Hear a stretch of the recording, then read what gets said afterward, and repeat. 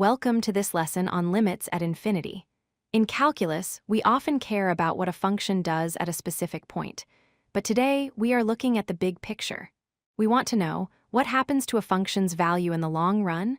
Does it settle down to a specific number, or does it shoot off into space? Let's dive in. First, let's understand the notation. When we write x arrow infinity, we are not plugging in a specific number. Infinity is not a number. Instead, we are describing a journey.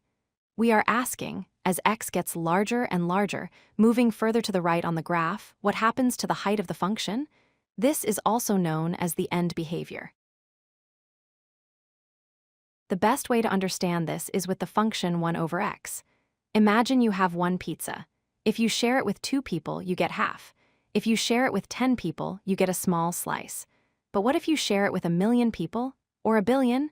Your slice becomes so small it is effectively 0. In math terms, the limit of 1 over x as x approaches infinity is 0.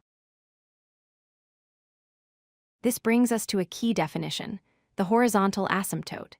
If the function's value gets closer and closer to a specific number, let's call it L, as x gets huge, then the line y equals L is a horizontal asymptote. It is like a landing strip the function approaches but might never quite touch, or it might cross it and settle down onto it. Now let's look at rational functions, which are just fractions made of polynomials. There are 3 cases. Case 1 is when the bottom of the fraction, the denominator, has a higher degree than the top. This is bottom-heavy.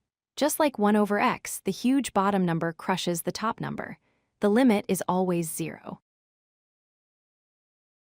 Case 2 is when the degrees are equal. This is a balanced fight. Since the powers grow at the same rate, they essentially cancel each other out. The limit is simply the ratio of their leading coefficients.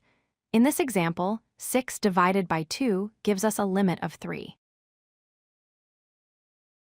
Case 3 is when the top has a higher degree. This is top-heavy.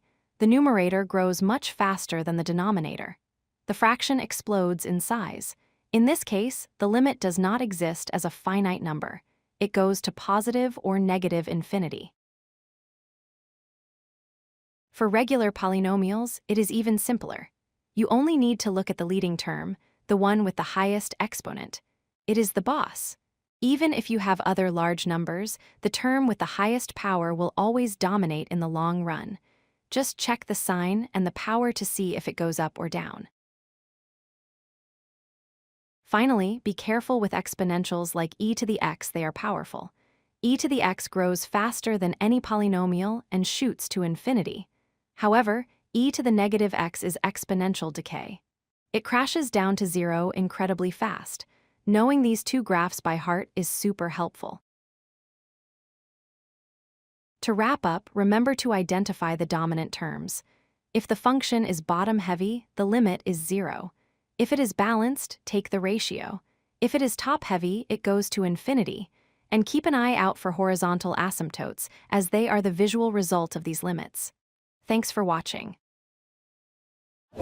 If you like this video, hit that like button and don't forget to subscribe.